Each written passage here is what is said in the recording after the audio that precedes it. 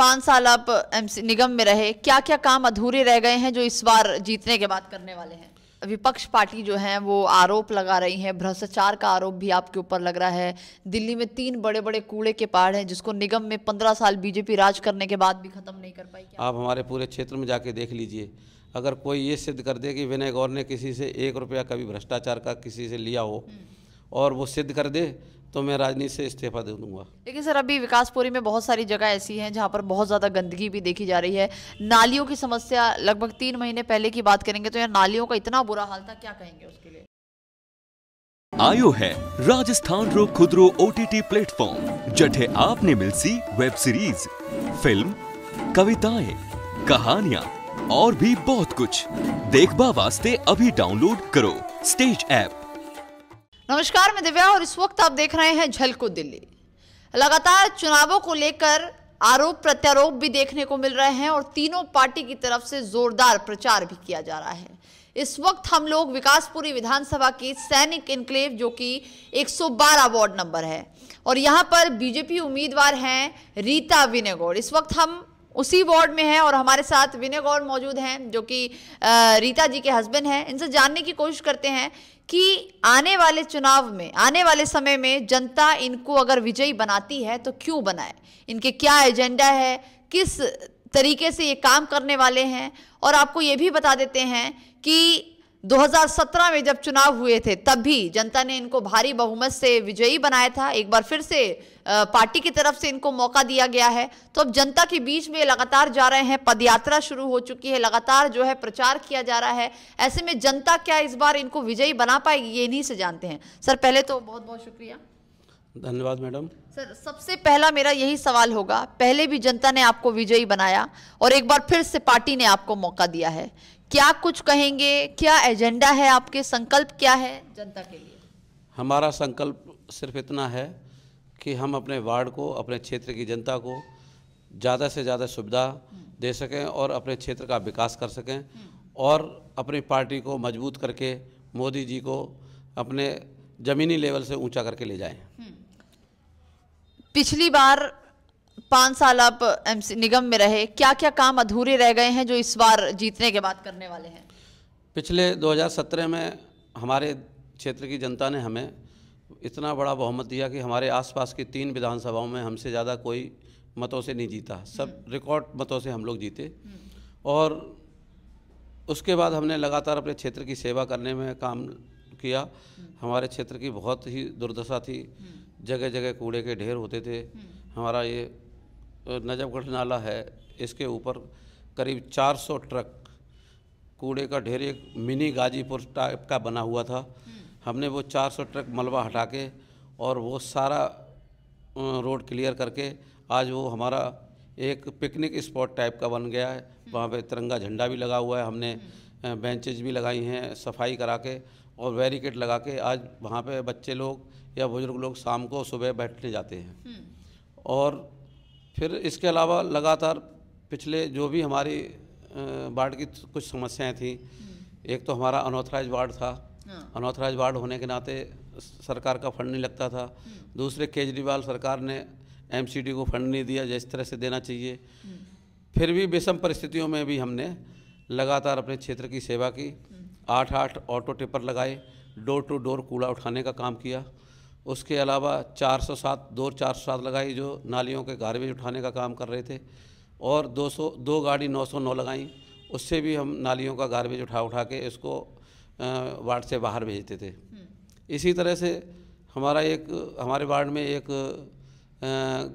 Primary school है जो हम उस स्कूल को खुद देख रहे हैं। उस स्कूल को हमने इतना सुंदर बनाया कि आज वो पब्लिक स्कूल को भी फेल कर रहा है। अच्छा। हाँ, उसको पिछले 5 वर्षों में 3 बार बेस्ट स्कूल का अवार्ड मिला हुआ है। आज आप पूरी विधानसभा में? पूरी विधानसभा में नहीं, पूरी SDMC में। अच्छा, पूरी SDMC में 3 बार अवार्ड मिला हुआ है नंबर 1 का। आप अगर हमारा स्कूल जाके कभी देखें तो आपको लगेगा कि क्या स्कूल है, प्राइवेट स्कूल को फेल करता है। क्योंकि हमारे क्षेत्र में बड़ी समस्या है, गरीब लोग रहते हैं, ज़्यादातर ऐसे लोग नहीं हैं कि वो प्राइवेट स्कूलों में अपने बच्चों को पढ़ा पाएँ। तो उन बच्चों को जो सुविधा हम दे सकते थे वो हमने अपने माध्यम से पूरी कोशिश की इस स्कूल को अच्छा बनाने की। आज हमारे स्कूल में स्मार्ट क्लासेस लग रही हैं, बच्चे भी अच्छी संख्या में हैं। मिड डे मील का जो खाना आता है उसको बीच बीच में जाके हम चेक करते हैं। हमने अपने लोग लगाए हैं SMC मेंबर, ताकि वहाँ पे किसी तरह की कोई गड़बड़ ना होने पाए। अच्छा सर, इस बार हमने देखा कि काफ़ी आखिर में आपका मैनिफेस्टो जारी हुआ है।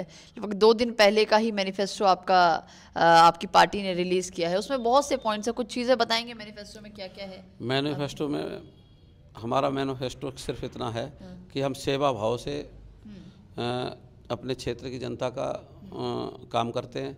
हमारा कोई मकसद ये नहीं है। वो हमारी पार्टी का जो मैनिफेस्टो है उसको तो इम्प्लीमेंट हम करेंगे ही करेंगे, लेकिन हमारा एक मिशन है कि राष्ट्र हित और देश हित में लग के और अपने क्षेत्र की जनता की सेवा करना ही हमारा असली मकसद है, और जो भी MCD से रिलेटेड जो भी समस्याएं हैं उनको ख़त्म करना। लेकिन सर, लगातार विपक्ष पार्टी जो है वो आरोप लगा रही है, भ्रष्टाचार का आरोप भी आपके ऊपर लग रहा है। दिल्ली में 3 बड़े बड़े कूड़े के पहाड़ हैं जिसको निगम में 15 साल BJP राज करने के बाद भी ख़त्म नहीं कर पाई, क्या कहेंगे? मैडम, विपक्ष के लोग तो भ्रष्टाचार का आरोप लगाते हैं, लेकिन आपको पता नहीं है, अगर हम भ्रष्टाचार, हमारी पार्टी में कोई भ्रष्टाचारी निगम पार्षद अगर है तो उसको जेल भेजना चाहिए। जो खुद भ्रष्टाचारी हैं वो दूसरों को भ्रष्टाचारी बता रहे हैं। आपको पता नहीं है, दिल्ली सरकार का एक स्वास्थ्य मंत्री जेल में पड़ा हुआ है पिछले 7 महीने से, आपको पता है? भ्रष्टाचार के जुर्म में तो पड़ा है।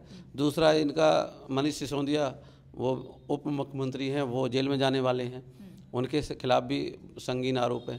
अभी इनका भ्रष्टाचार का एक आरोप और आप देखिए, एक विधायक को इनको नजफगढ़ में टिकट बेचने के जुर्म में पकड़ के पीटा है लोगों ने। तो ये भ्रष्टाचारी खुद हैं और दूसरे को भ्रष्टाचारी बताते हैं। हमारे मोदी जी सरकार से लेके अटल जी की सरकार से लेके आज तक किसी भी मंत्री पे कोई एलिगेशन नहीं है भ्रष्टाचार का।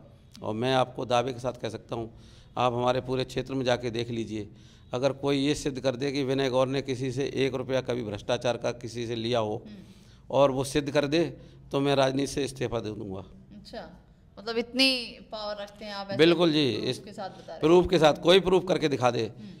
हमारा एक ही मिशन है, अपने लोगों की सेवा करना, क्षेत्र का विकास करना और देश हित के लिए जो भी बन पड़ेगा वो करना। लेकिन सर, अभी विकासपुरी में बहुत सारी जगह ऐसी हैं जहाँ पर बहुत ज़्यादा गंदगी भी देखी जा रही है। नालियों की समस्या, लगभग 3 महीने पहले की बात करेंगे तो यहाँ नालियों का इतना बुरा हाल था, क्या कहेंगे उसके लिए? मैडम, हमारे क्षेत्र में समस्या, जितनी भी समस्या है ना, वो ज़्यादातर समस्याएं हमारे स्थानीय विधायक की हैं। अच्छा। इस विधायक ने हमारे क्षेत्र को बिल्कुल नरक बना रखा है। ज़्यादातर जगह ऐसी हैं, मैं आपको कॉलोनी के नाम भी बता सकता हूँ। उन कॉलोनियों में इन्होंने न तो नाली बनाई, न सड़क बनाई, न सीवर डाले। अच्छा। और जहाँ नाली नहीं, सड़क नहीं, सीवर नहीं, तो फिर वहाँ पे MCD क्या करेगी, आप बताइए? सफाई तो तभी होगी जब नालियाँ होंगी।